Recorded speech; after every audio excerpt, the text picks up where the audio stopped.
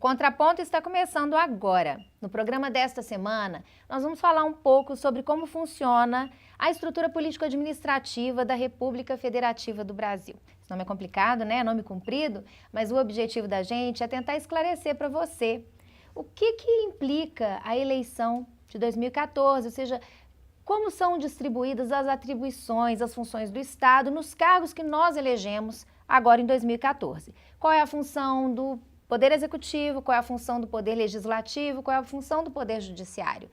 E o Poder Legislativo, que no nosso caso, na esfera da União, é um poder bicameral, né, uma estrutura que tem duas casas, tem senadores e deputados federais, muita gente não sabe qual é a diferença entre um deputado e um senador, qual é a diferença das atribuições. Então a gente vai falar um pouquinho sobre isso aqui. Na verdade, não é nenhuma aula, não. O que a gente vai discutir é o nosso cotidiano, o cotidiano político do país.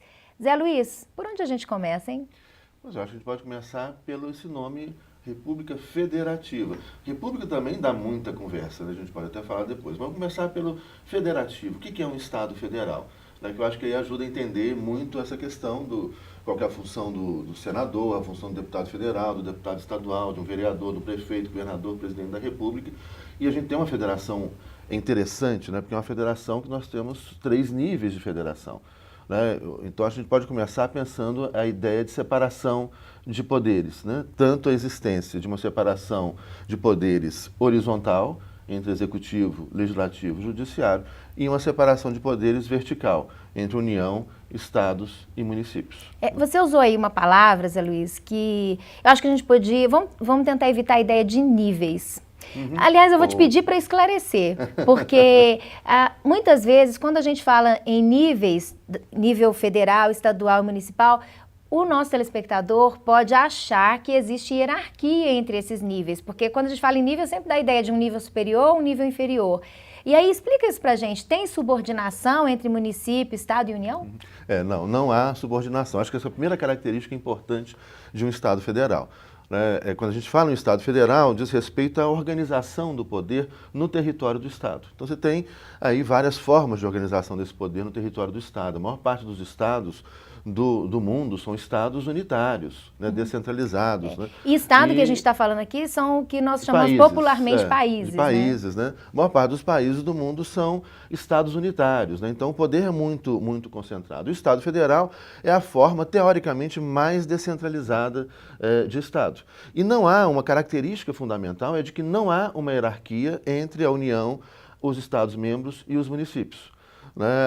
E isso implica o quê? Que o presidente da República não manda no governador e que o governador não manda no prefeito. Cada um tem suas próprias competências, assim como o senador e o deputado federal, que estão no nível da União, não mandam no deputado estadual. E o deputado estadual não é mais que o vereador. Então, essa primeira ideia é muito importante para a gente pensar a nossa federação. Ou seja, o legislativo da União, deputados federais e senadores, um legislativo bicameral, eles têm competências próprias para legislar em determinadas matérias específicas que estão na Constituição.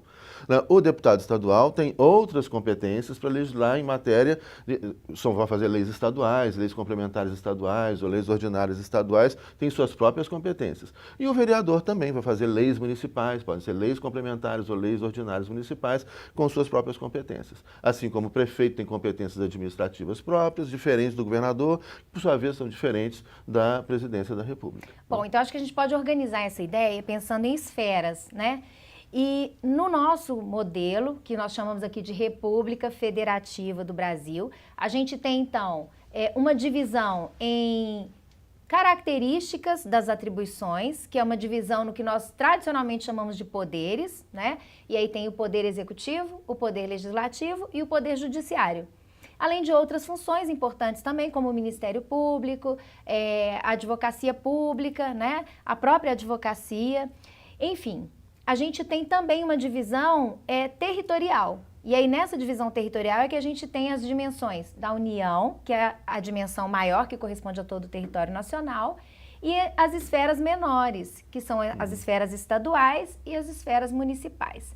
Bom, então, dentro dessa engenharia institucional, né, essa teia territorial e política, nós temos uma divisão de cargos muito grande, né, Zé Luiz? E é importante a gente compreender o papel de cada detentor de mandato eletivo, ou também o papel dos juízes, que não são detentores de mandato eletivo, mas são cargos ocupados por meio de concurso público. Que é uma forma bastante democrática, né? Alguns por indicação, né? Alguns cargos dentro do Poder Judiciário. Mas, enfim, é importante a gente entender essa estrutura para a gente não ser confundido. Porque, às vezes, e ainda mais quando a gente está vivendo um processo eleitoral, né? Tem muito candidato que ele mesmo não entende a função que ele pretende ocupar. E aí ele começa a dizer que vai fazer algumas coisas que ele nem pode fazer, né? Então, o eleitor tem que estar antenado, tem que entender exatamente o que está em jogo numa eleição, né? E a gente tem 2 períodos eleitorais diferentes no país.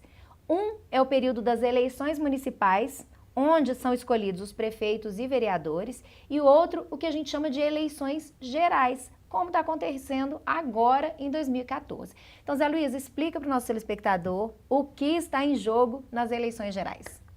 Pois é, olha, agora, né, nós escolhemos a presidência da República, né, então que é o chefe do Executivo Federal, o Executivo da União, e a presidência da República, qual é a função, qual é a competência constitucional de um presidente ou de uma presidenta da República? Ela é a chefe de Estado, ela representa o Brasil nas relações internacionais, é chefe de governo da União, e aí, enquanto chefe de governo da União, ela tem competências próprias, ela não é mais do que o governador ou o prefeito, né, e chefe da administração pública, civil e militar. Né? Então, o presidente, a presidenta da República, ela é chefe das Forças Armadas, né, é chefe de governo e chefe de Estado. Né? Ela acumula essas funções. E o governador já é o chefe de governo dos estados e o prefeito é o chefe de governo dos municípios, cada um com as suas competências próprias.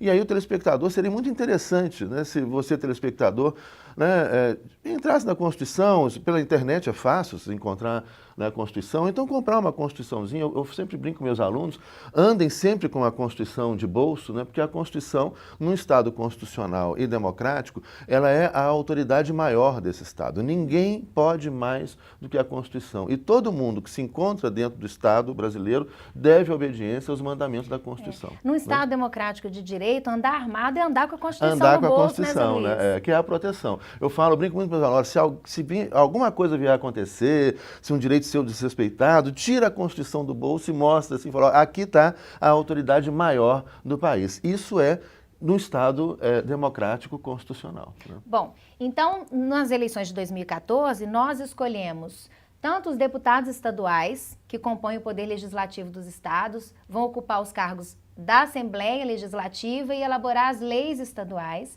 como nós escolhemos os parlamentares federais, que são os deputados federais e o senador, né? Lembrando que a cada 4 anos a gente tem uma alternância em número de senadores, porque cada Estado-membro elege 3 senadores.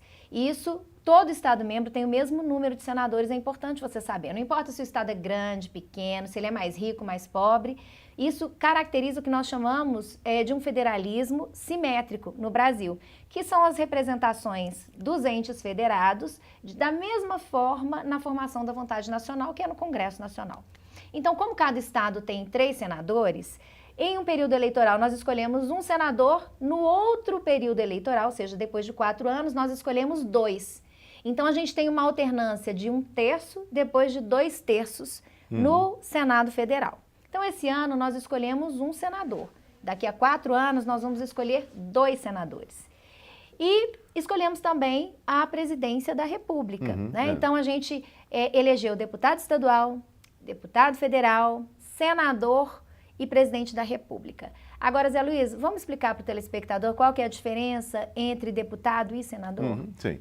Pois é, então no Estado Federal, que é esse Estado muito descentralizado, você tem aqueles que representam os interesses dos Estados-membros, que são os senadores. E esse senador tem um mandato de 8 anos.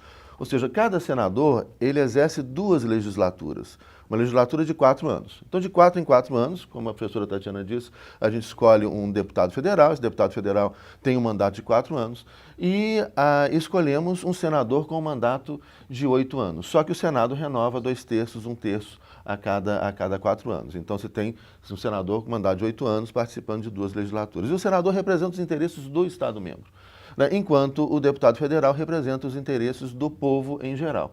Daí, então, a gente tem uma Câmara que, no caso dos deputados federais, essa Câmara ela tem que representar a população do Estado, ela é proporcional à população do Estado. Então, os estados menos populosos têm 8 deputados, escolhem 8 deputados. Os estados mais populosos, 70 deputados, no mínimo 8, máximo 70. São Paulo, por exemplo, tem 70 deputados federais. Pode escolher, o povo de São Paulo pode escolher 70 representantes, deputados federais. Já os estados menos populosos, né, como Roraima, Rondônia, Amapá, Sergipe, Acre, são estados que têm 8 deputados federais. Mas veja bem que isso, na verdade, não prejudica o Estado. A ideia não é de valorizar mais o Estado com mais população, São Paulo, por exemplo, e menos os estados menos populosos, porque ali é representante do povo brasileiro. Os deputados federais representam o povo brasileiro em geral. Daí essa proporcionalidade. A representação dos estados, justamente para garantir que os estados tenham a mesma força política, embora tenham assimetrias, grandes diferenças reais, populacionais, econômicas, territoriais, mas para que eles tenham a mesma força política, tenham uma simetria política, todos os estados, independentemente da população, do poder econômico, têm 3 senadores. Então, a Casa de Representação dos Estados é o Senado, a Casa de Representação Popular é a Câmara de Deputados Federais. Em Brasília, os 2, né? Isso. Esse sistema a gente chama de sistema bicameral, porque nós consideramos que o Congresso Nacional tem 2 câmaras, né? São 2 casas, o Senado Federal e a Câmara de Deputados. Agora, essa não é uma característica exclusiva do federalismo, né? Alguns estados que não são federais são bicamerais e estados que são federais não são bicamerais. Então, não é uma essência do federalismo o bicameralismo, né? Mas é uma opção que o nosso Constituinte fez. Então, é importante você conhecer a nossa Constituição, porque lá estão oferecidas as diretrizes do Estado brasileiro. Então, as opções que nós fizemos enquanto um poder organizado, é importante que você conheça, né? Como, por exemplo, o significado de república. Você falou, né, Zé Luiz, no começo do programa, que só isso já daria muito pano para manga. Eu acho que é tão importante a gente refletir um pouco sobre a ideia de república, porque talvez isso nos falte um pouco, esse sentimento republicano que é tão importante para um Estado democrático. Pois é, e o que é uma república, né? Uma república é o governo do povo, onde há igualdade entre todas essas pessoas, é o fundamento ali, né? Numa república, por exemplo, não há privilégios, né? Não pode existir privilégios, as pessoas têm que ser tratadas de forma igual. E aí a gente comenta que a gente ainda tem no Brasil muitos resquícios não republicanos, a gente está em processo de construção de uma efetiva república. Por quê? Porque ainda há muitos privilégios no país. Né?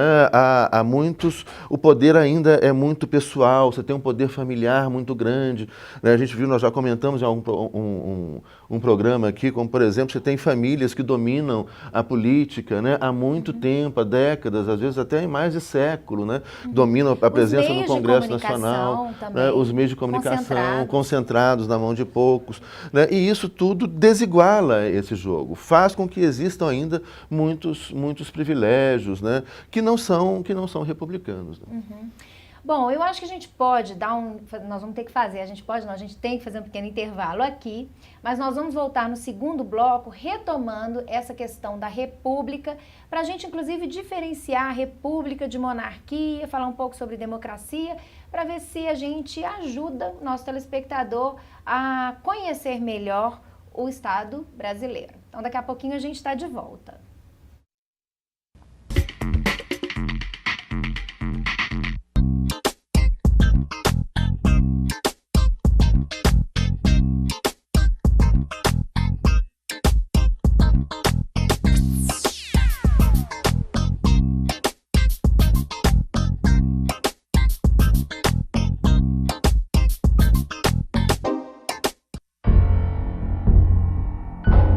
Você sabe o que ele faria se alguém o provocasse, xingando, ofendendo, chamando para a briga? Nada. Minha vida vale mais do que qualquer briga ou discussão.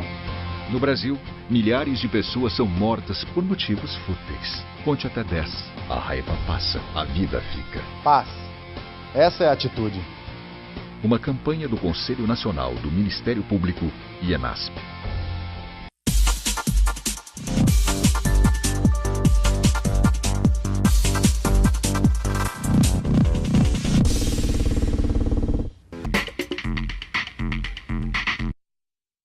Contraponto está de volta e no programa desta semana nós estamos explicando, nós estamos aqui conversando sobre o funcionamento da estrutura político-administrativa do Brasil. Então, no primeiro bloco, nós falamos um pouco sobre a separação de poderes, sobre as esferas da União, estados e municípios, para ajudar o nosso telespectador a entender como funciona e qual a importância das eleições gerais e como funcionam também, qual a importância das eleições municipais que nós teremos daqui a 2 anos. Então, todo esse modelo, todo esse sistema que a gente chama aqui de uma engenharia institucional bastante complexa, né, precisa ser compreendida porque faz parte do nosso cotidiano e interfere diretamente na nossa vida. A gente terminou o primeiro bloco falando sobre república e eu quero retomar essa ideia, né, especialmente, Zé Luiz, porque você fez um comentário que é muito importante, que é um certo patrimonialismo que nós ainda, né, que é uma herança maldita que a gente tem, que é de confundir o que é público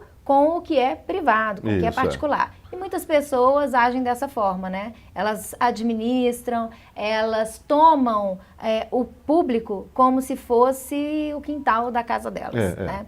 E isso não pode. E essa a diferença, eu lembro, eu assessorei a Constituinte Mineira em 89, e eu trabalhava com um deputado, um cara muito correto, republicano, né? E que era líder da maioria naquela época, etc. Uma época que estavam surgindo novos partidos políticos, inclusive. E ele uma vez me mostrou uma cartinha que ele recebeu de uma eleitora, né, de uma cidade do interior, indignada com ele, porque essa eleitora estava precisando de terminar a construção da casa dela, estava precisando de tinta, de telha, e ele não tinha ajudado nisso. Né? Ele falou, olha aqui, Zé Luiz, e ele, olha, isso não é a função de um deputado.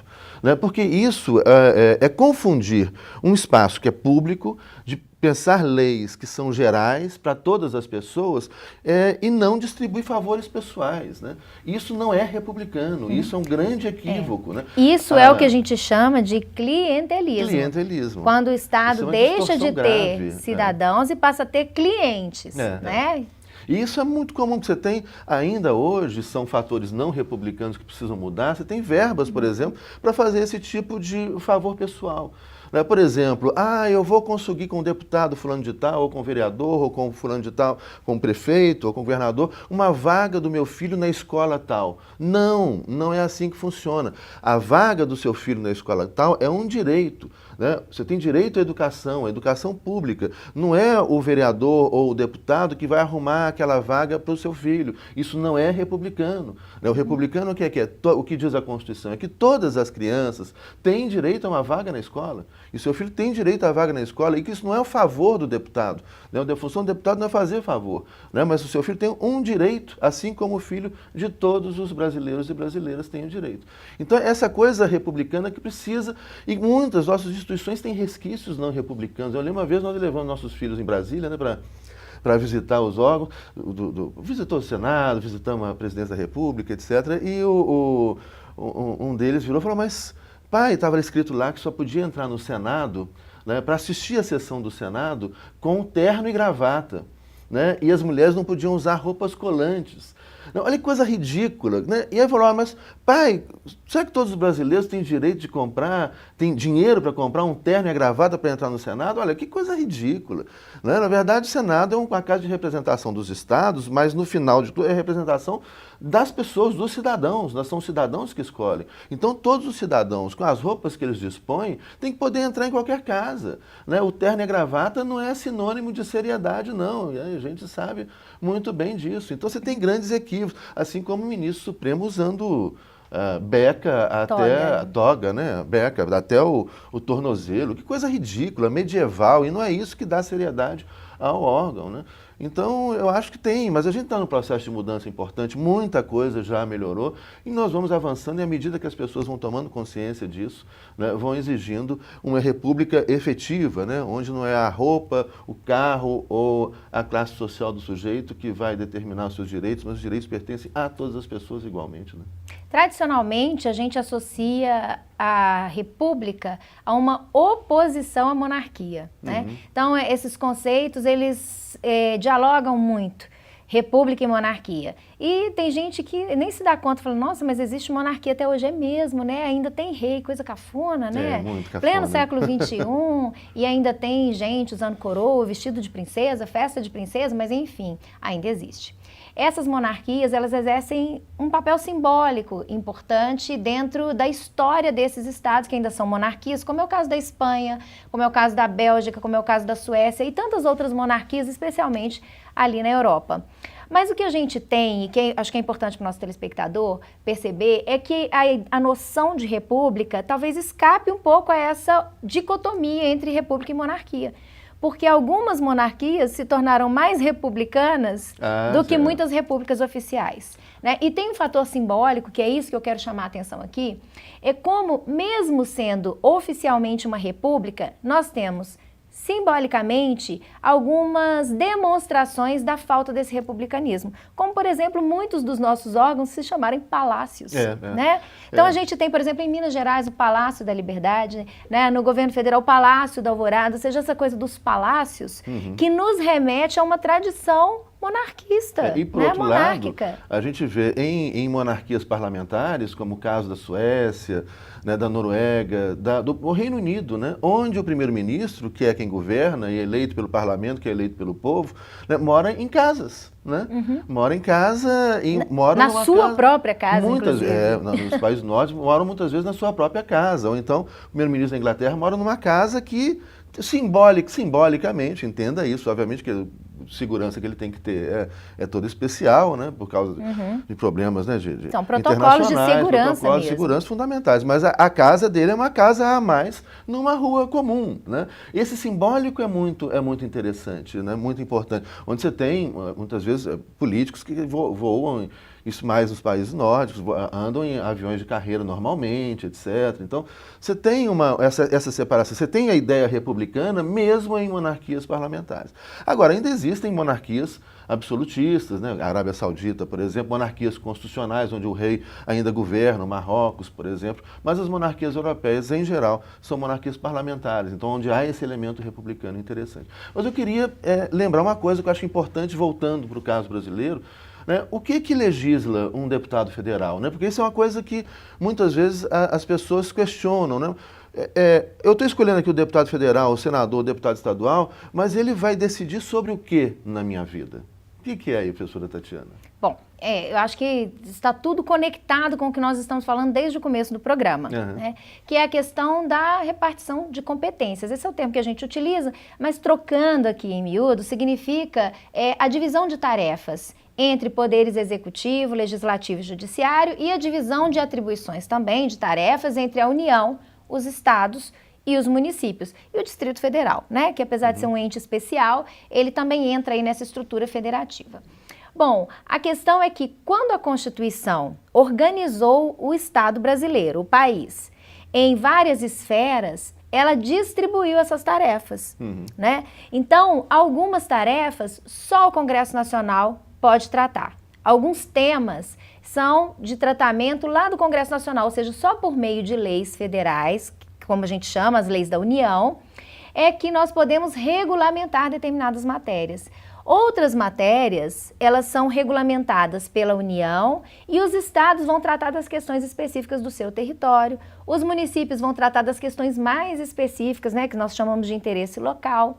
E assim a gente tem um funcionamento que deve estar girando de forma harmônica, para que não haja conflitos entre eles. Isso, por exemplo, professor, é a presidência da República que resolve sobre a questão de maioridade penal, por exemplo, de direito penal, é a presidência da República que resolve sobre questão de aborto, casamento, Não, essas são questões que são decididas pelos representantes do povo no Congresso Nacional, né? Na verdade, a gente tem na estrutura bicameral uma decisão tomada por uma casa que depois é revista pela outra casa e em conjunto, então, o Congresso Nacional vai regulamentar essas matérias. Agora, o Poder Executivo tem uma função muito importante nisso, que a gente chama de função co-legislativa, que é a possibilidade de encaminhar projetos para o Congresso Nacional. Gente, isso é tão importante por duas razões. Primeiro, porque o Poder Executivo ele tem um poder importante de conduzir a política do país, encaminhando projetos, né? De liderança. Mas ele precisa do respaldo, do apoio do parlamento. Então, um governo ele pode ter muitas boas intenções, mas ele não consegue governar se ele encontrar obstrução no parlamento. Daí que é importante, quando a gente escolher um executivo, né, a presidência, o governo do estado, o municipal, que a gente dê suporte e escolha deputados, senadores, deputados estaduais que vão dar suporte àquele governo, porque não adianta nada. Você escolheu a presidência da República do candidato X, mas o Congresso é do partido X, mas o Congresso é do partido Y. Aí ele não vai conseguir governar porque ele precisa aprovar os seus projetos de lei, projeto de lei orçamentária. Ele vai governar enviando projetos de lei, né? Por isso que é importante a gente ter essa noção de que quando nós estamos num processo eleitoral, nós estamos escolhendo projetos para o futuro, projetos para o Estado, projetos para a sociedade. Então, se a gente tem essa consciência de como funciona a estrutura, é muito mais fácil a gente manter coerência nas escolhas. Porque a gente tem que saber que o que está em jogo não é a figura de alguém, não é uma pessoa que fala melhor ou que fala pior, ou que é mais bonita ou que é mais feia, que é mais estudada ou que é menos graduada, né? Isso tudo acaba sendo engolido pelo verdadeiro motivo dessas escolhas, que é tomar decisões, e decisões que vão influenciar a vida da gente. Pois é. E aí eu acho importante lembrar, então, que, por exemplo, os deputados federais, né, quando você escolhe deputado federal e senador, eles vão legislar sobre o quê? Por exemplo, obviamente não vamos ficar aqui enumerando tudo, e mais uma vez, repito, seria interessante o telespectador dar uma olhadinha na Constituição. Né? Mas a gente encontra lá, por exemplo, nos artigos 21, 22, 23, 24, essa distribuição de competências. Né? E a gente vê, por exemplo, o deputado federal e senador vai votar projetos de lei, né, e aprovar leis sobre matéria de direito penal, sobre matéria de direito civil, sobre casamento, sobre propriedade, né, sobre matérias de direito processual, como é que vai ser o processo civil, o processo penal, né, sobre direito do trabalho, direito trabalhista. Né? Então, esses grandes temas passam necessariamente pelo Congresso Nacional. Bom, esse seu comentário, Zé Luiz, me fez lembrar uma coisa, né, da importância da reforma política no Brasil. Porque como nós temos o sistema de composição do Congresso Nacional hoje, né, que é o sistema eleitoral proporcional, a ideia era de que o Congresso Nacional refletisse a sociedade brasileira, com toda a sua diversidade, com todas as suas características. Então, como a gente tem uma sociedade dividida entre homens e mulheres, essa proporção deveria ser refletida no Congresso, né? De uma população parda, de uma população, enfim, cada característica de grupos de pessoas deveria estar presente no Congresso. Mas o nosso atual sistema político, ele acaba favorecendo determinados grupos que se tornam majoritários no Congresso Nacional. Então, o que acontece é que o Congresso Nacional, atualmente, ele não nos representa, porque ele tem uma composição muito diferente da composição da sociedade brasileira. E ele acaba, então, defendendo os interesses da sua própria composição e não da composição do Brasil. Esse é um problema sério da democracia majoritária. É seríssimo, e por isso que ela está em xeque, em questionamento pelo planeta inteiro, porque a gente não vai resolver, olha que contradição, como é que a gente vai resolver ou garantir direitos de minorias por meio das maiorias, né? Então é fundamental a gente repensar essa forma de representação, né, como você disse aí.